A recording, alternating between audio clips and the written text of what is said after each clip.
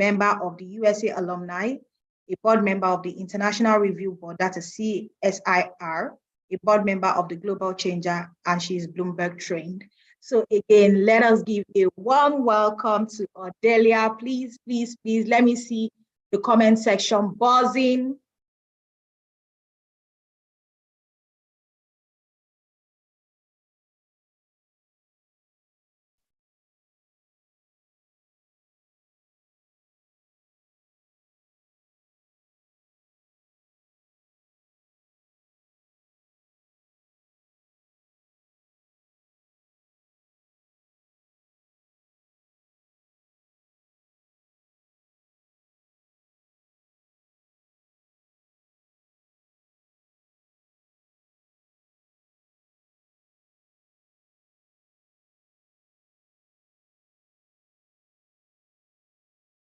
Sorry about the break there.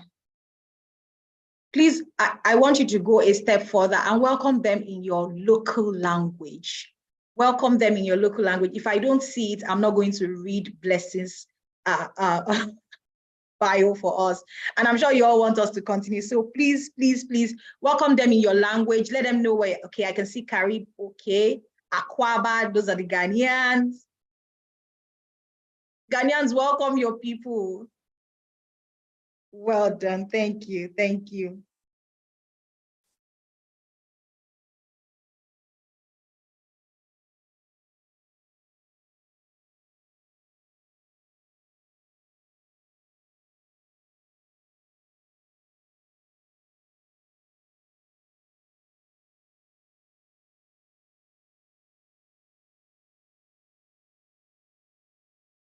All right, thank you for not disappointing me. Okay. Blessing Abeng is a leading woman in branding and communications in Africa. She empowers brands to tell better stories. She has earned recognition as a Forbes 30 under 30 honoree. She co-founded Ingressive for Good, an edtech nonprofit, increasing the earning power of African youth through tech. She was also the former CMO and co-founder of Disha, a tech startup acquired by an African unicorn, Flutterwave. Blessing's influence extends as a thought leader in her field, cultivating a vibrant community of over 50,000 creators with a shared curiosity for branding, communications, and technology. IgniteHER women, please, a huge welcome for Blessing in the comment section. Let us welcome Blessing. So thank you, Blessing. Thank you, Aisha. Thank you, Odelia, for being here. We're going to start real quick. So I'm going to start with Blessing. And because this is going to be very interactive, the women are always going to be engaging you in the comment section. So before you start, can you just tell us something really interesting about you? We just want to connect with you. I would ask my question, but please tell us something really interesting about you. But I will ask, I want you to speak to us about how networking has played a pivotal role in your success, especially as co-founder of Ingressive for Good. For a lot of women, they've complained about the inability to reach out to other people or to even network with even the women in their own community. How has that worked out for you? Blessing.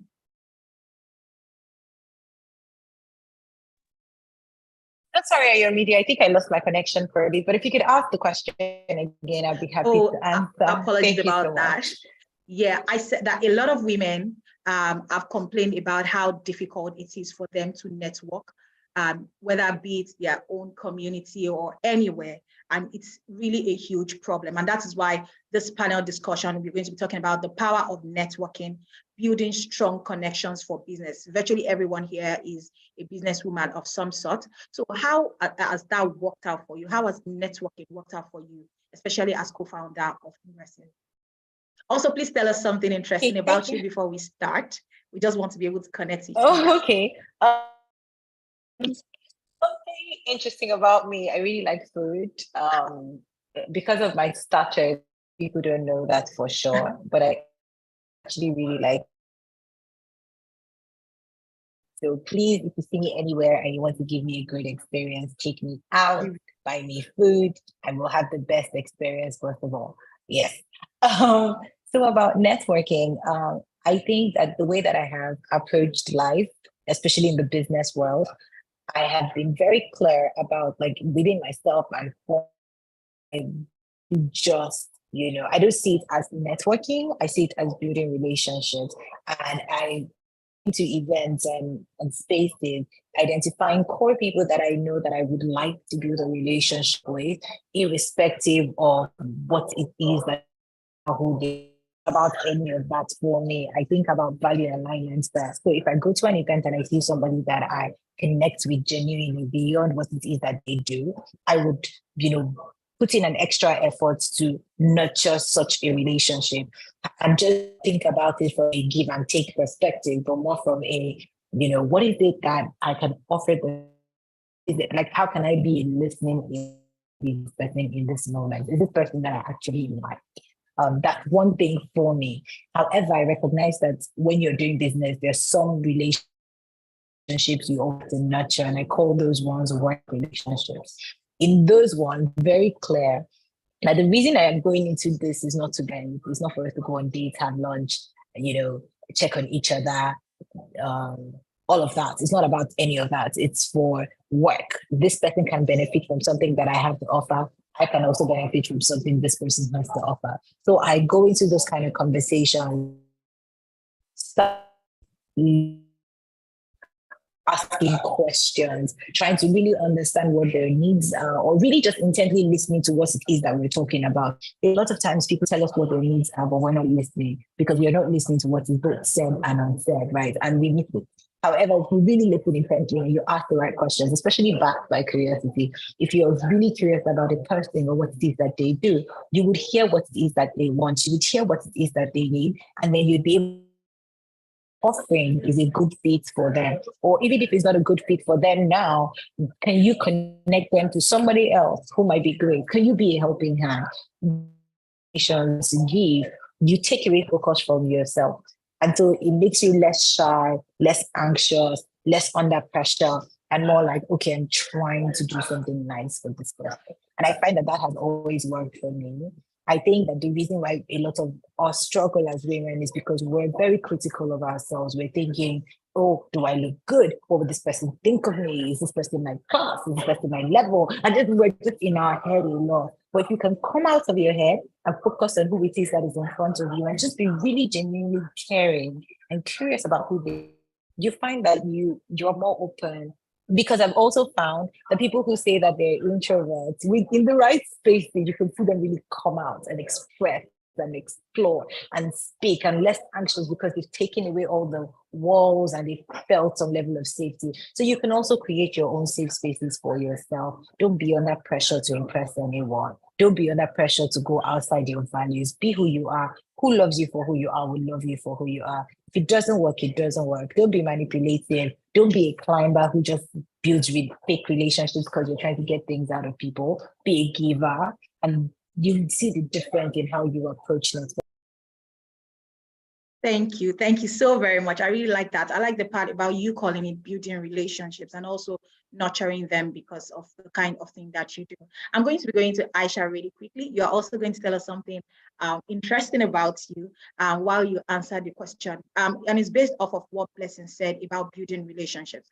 While building Sweeps Out, what is there any story you can tell us about how you were able to break into someone? I'm saying break into someone, like network with them, and it has resulted into something really big for you at Sweeps Out.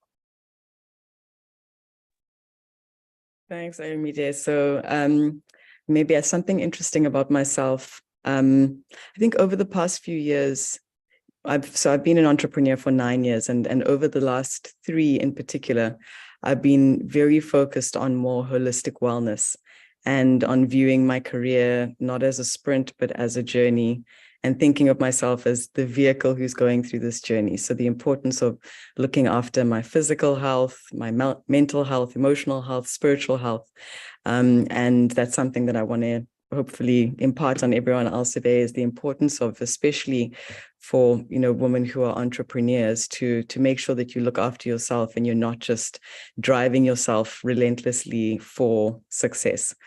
So and then in terms of Sweep South's journey and how networking has really helped us, I think there are three sort of categories where I think it's been really useful, and I'll share a little story to help illustrate that.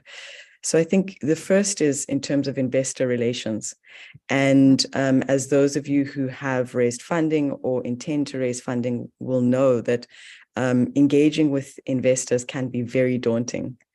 And it can seem, like Blessing said, the sort of nervousness around, how am I coming off? Are they receiving me? Do they get what I'm trying to do?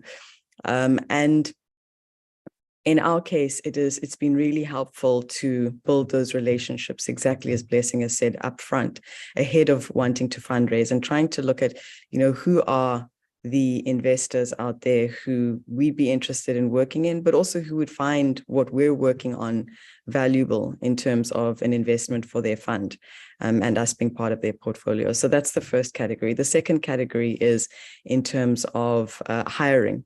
So it has just made having good networks, having a brand, having a good reputation. And I think part of networking is also just about the work that you do.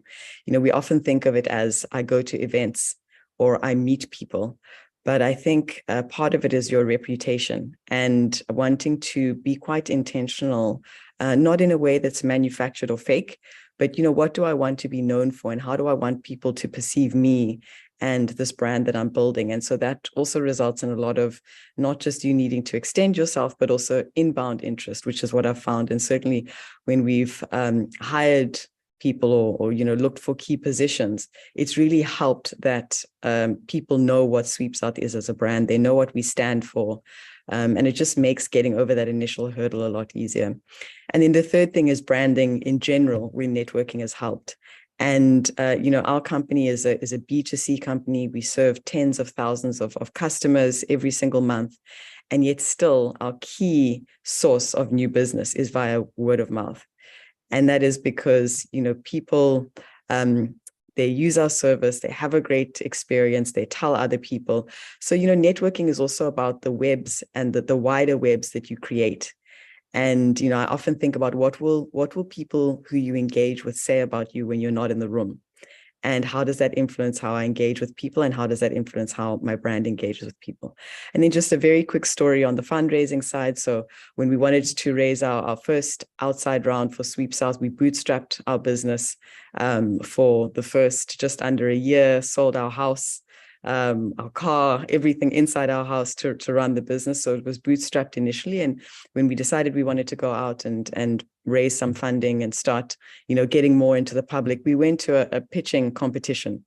And we went to this competition for two reasons. The one is that we wanted to launch in a new city where this competition was being held.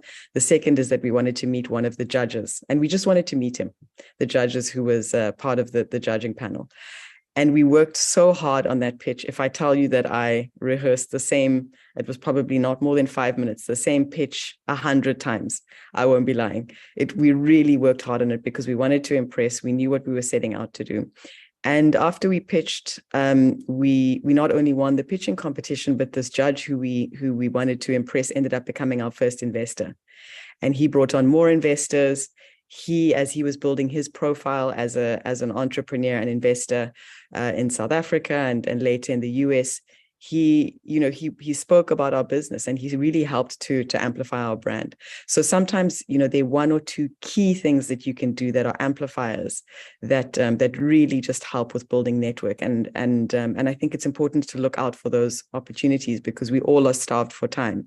And so, look for opportunities where you're going to get a lot of bang for your buck in terms of building networks and reputation. Thank you very much for that. That was really, really lovely to hear. So I'm going to go to Odelia, and my question to Odelia is going to be based off of what Aisha said. Odelia, nice to have you.